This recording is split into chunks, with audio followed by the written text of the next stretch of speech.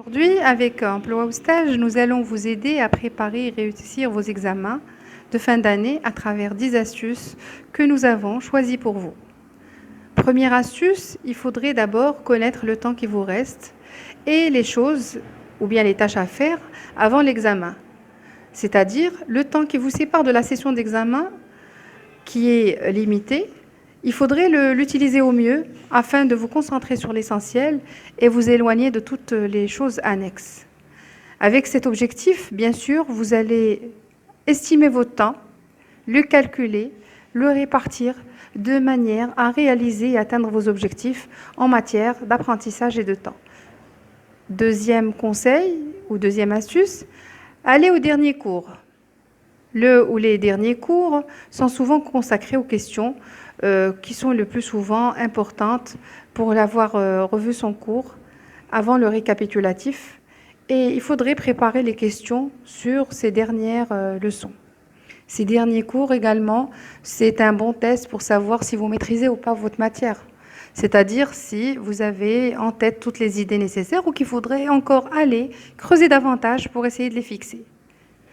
Troisième astuce, on pourrait également parler de santé, mais santé, non seulement santé, mais prendre soin de vous, mais surtout dormir, se reposer, se relaxer et manger.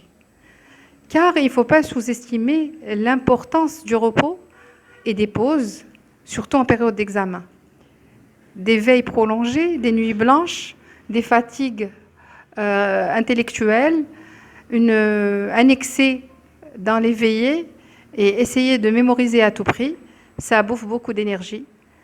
Ça vous booste quelque part, puisque psychologiquement, vous savez que vous êtes préparé, mais ça vous mine en matière d'énergie et de préparation physique. Aussi, il faut prendre tout son temps pour se reposer. Donc, durant vos journées, privilégiez quelques pauses, mais durant vos nuits, essayez de dormir pleinement. Quatrième astuce, évitez le bourrage de crâne. Un bourrage de crâne fait que, après plusieurs lectures et plusieurs informations entassées, votre inconscient ou votre cerveau ne retiennent pas grand-chose. Donc, ce qu'il faudrait éventuellement faire, consacrer des périodes d'apprentissage à l'apprentissage et les faire suivre par des petites pauses d'1 minute à 10 minutes durant lesquelles vous allez vous relaxer et faire tout ce qu'on a convenu au numéro 3. Cinquième astuce, essayez de revoir l'ensemble de vos informations au fur et à mesure que vous révisez. Autrement dit, vous n'allez pas vous consacrer et dédier tout votre temps à une matière ou deux, mais plutôt, grâce à un emploi du temps et à des deadlines bien précis, essayez de découper et partager votre emploi du temps en fonction du nombre de matières et en essayant de donner et de consacrer à chaque matière le temps adéquat et de manière équitable et objective, selon vos connaissances, selon les barèmes des matières. Sixième astuce, c'est se poser les questions avant l'examen. Autrement dit, passer des examens blancs, se tester, se questionner, se poser des questions les uns aux autres ou même se faire questionner online, voir quelqu'un qui peut vous coacher et vous poser les questions adéquates et qui va juger votre niveau de connaissance en matière.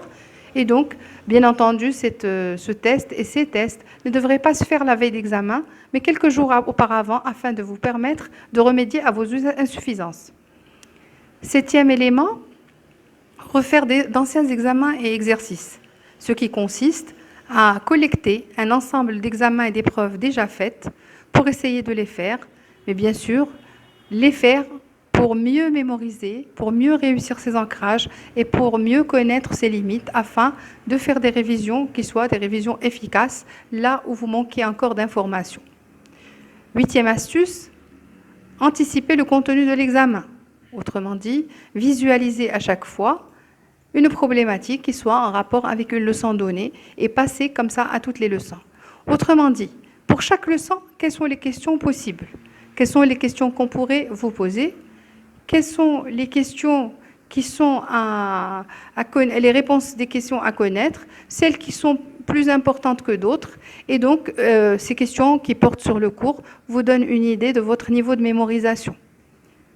Neuvième astuce, calculer son temps pendant l'examen.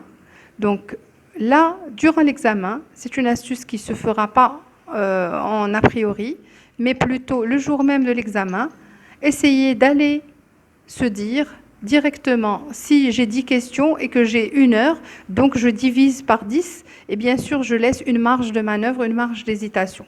Donc je divise plutôt par 12 pour avoir 5 minutes par question, et bien sûr, le reste, ça coule de source. 10e astuce, ne pas refaire indéfiniment l'examen. Ce qui est fait est derrière vous. Donc, une fois devant la feuille, pensez à l'examen, se consacrer à l'examen, se concentrer sur les questions auxquelles il faut répondre et bien sûr, prendre tout son temps, essayer de reprendre confiance en soi, de se concentrer sur la réussite, sur la bonne réponse. Autrement dit, avoir une attitude positive lors de l'examen et ne pas faire d'anticipation. Et avoir toujours cette vision positive, ça vous permet de vous voir en personne ayant déjà réussi, en personne qui gagnante, en personne qui est sûre d'être couronnée de succès dans sa vie de préparation estudiantine ou bien dans sa vie professionnelle. Merci.